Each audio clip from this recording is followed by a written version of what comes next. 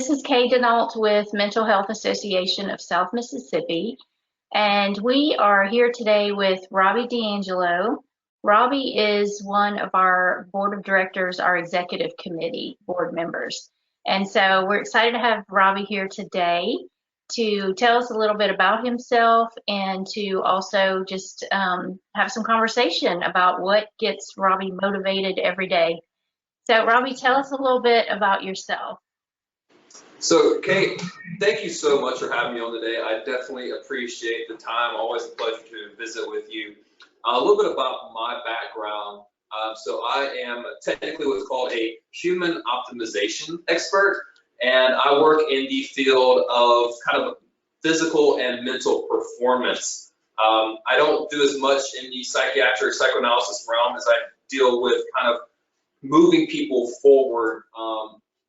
But that being said, my passion from being a best-selling author and everything I've done is in mental health, mental performance. And I think that's why I enjoy working so closely and so much with people like you, is while I know I'm not the expert in what you do, it's still a passion because a lot of what I do is still intertwined with mental health.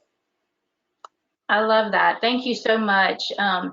Robby, when I visited with you the other day, you gave me a copy of your book, and I've started reading that. So far, it's very engaging. Can you tell us a little bit about how the book came to be? Absolutely.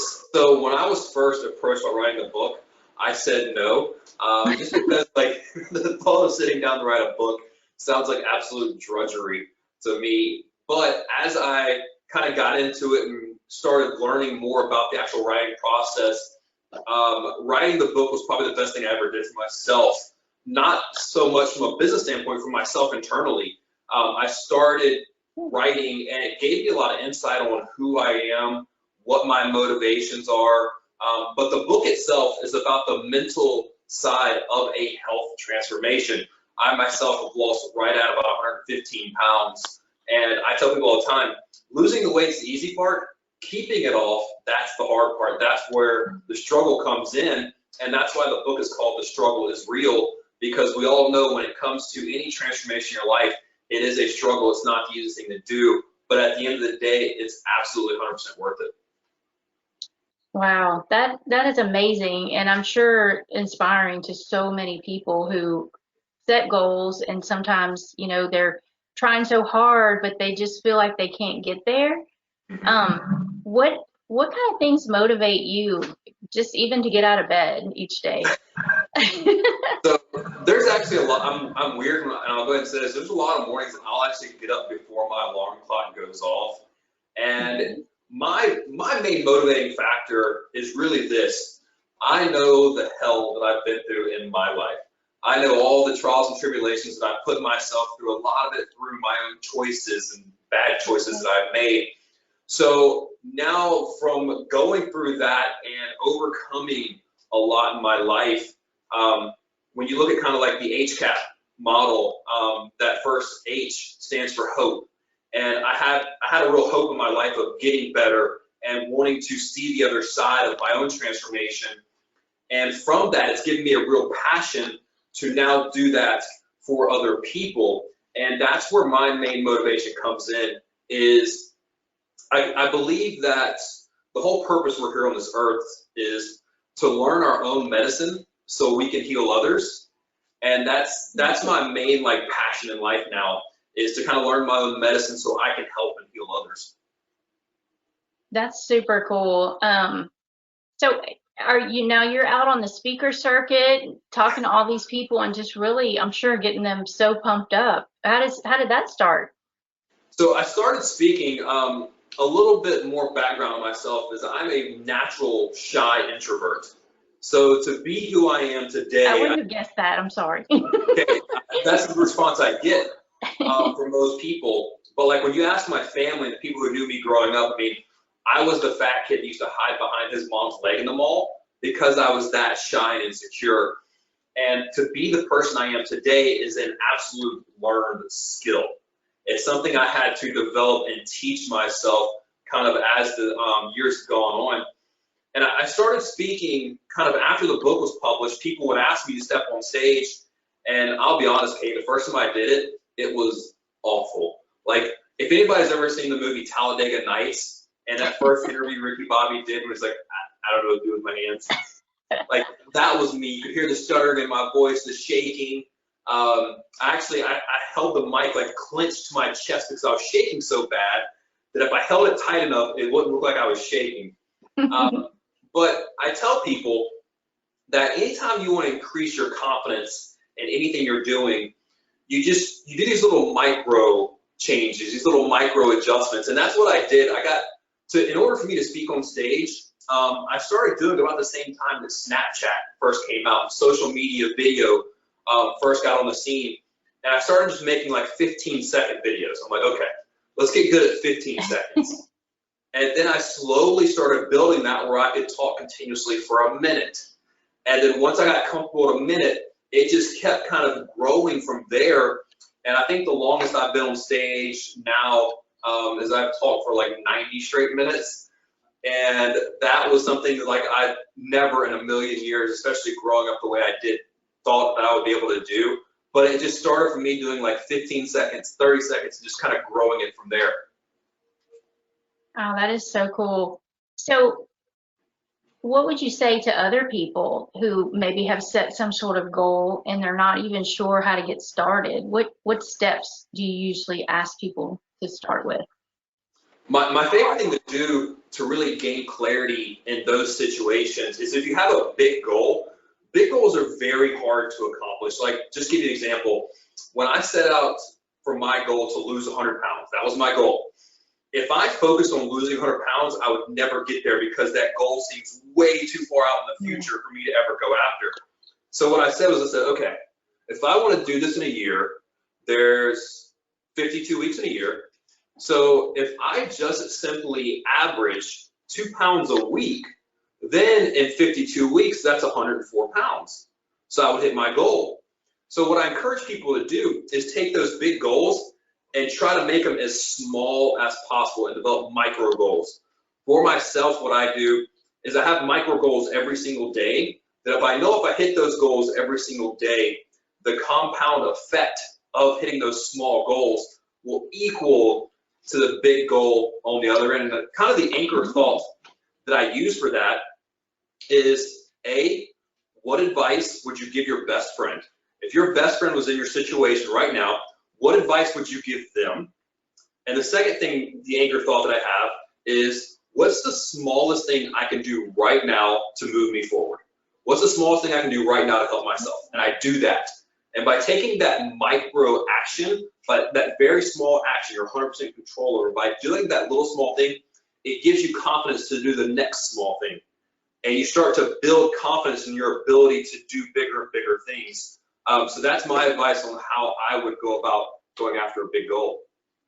I love that. And it makes sense. I know for me, when I've, decided I was going to try to do something, a lot of times I'll give up because, like you say, the vision is too big. I haven't broken it down into enough steps. So when I do break that down, I usually do way better. So I think that is fantastic information. So let me ask you this: what made you decide to join Mental Health Association's board? Well, like I said, mental health is probably the #1 passion in my life because, as earlier said, I know the hell I went through.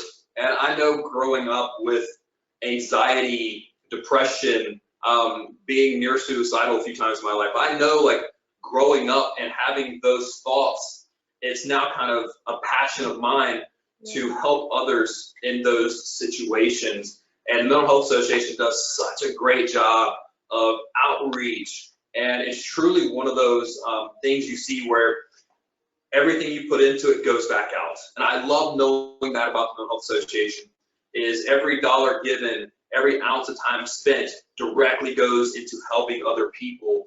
And that to me is just huge, because I know from what I do for a living and working out in the real world, people are suffering and they're having these like stories that they're telling themselves that are kind of just really defeating who they are and who they could be.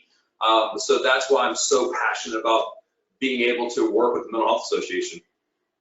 Oh, I think that's awesome. And you know, you're right. I love this organization. I've been a part of it for a while now, and it really does. It takes a team, and having great board members makes a big difference. So thank you for everything you've done. Okay, look, Um, this organization would be near where it's at without you. You have one of the most like amazing, like the genuine hearts. This is amazing aw, energy. So thank you for what you do. thank you for that. I appreciate it. So what would you say, we're going to air this soon, and everybody, of course, is going through the COVID-19 pandemic. A lot of people at home, they have kids at home at the moment. It's just a different dynamic. What advice would you give folks to cope with their situation? Yeah, I mean, when the craziness first started, people were dealing with a lot of anxiety and dealing with the unknown. Now, as this thing's progressing, now they're starting to kind of move into loneliness, depression, just because they're stuck at home and they're not having the normal identity roles that they have out in the world. But I would tell you this is reframe the way you're looking at this situation. Reframe it as an opportunity instead of as a problem. When you do that, you kind of just shift the way you look at things because perception drives performance. The way you look at something drives how you act towards that. Okay. So if we can reframe this to an opportunity where you're learning a new skill, you're deepening relationships with your family and your loved ones through video, you're interacting with your kids more. A lot of parents have been so busy that they haven't been able to spend this kind of quality time with their kids, which is probably driving them crazy right now. I'm hearing that from a lot of parents. But use this time of pullback as an opportunity for you to work on your mental diet and grow as a human being.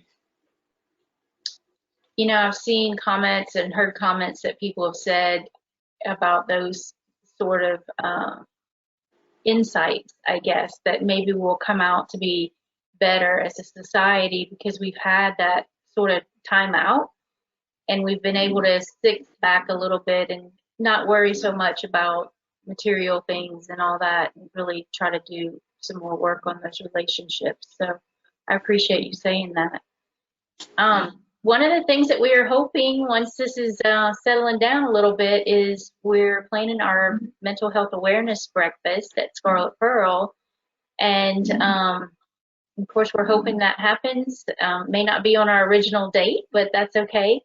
And you were going to be a part of that. Was there anything you wanted to tell us about your hopes for that day?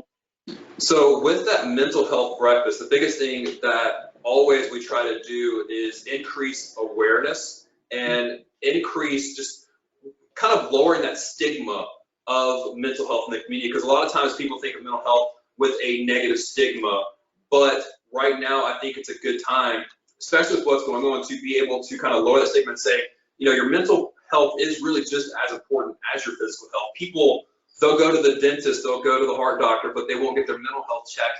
And actually, without your mental health, you don't have your physical health either. Like, you don't understand how those two work together. So I think that's really the big thing that we try to do a lot of times is increase awareness, but also decrease the stigma at the same time. Yes, thank you. Well, that brings me to something I wanted to mention. Actually, on our website, we have a link to mental health screenings. There's several different ones on there. It's completely free, and it links in with our national affiliate, Mental Health America, that's in the DC area. We're the state affiliate with them. So people can literally go on msmentalhealth.org and they'll find screenings. Right when you open up the page, there's a picture of a lady at her laptop. So if she's doing a screening, you can click on there and do one as well.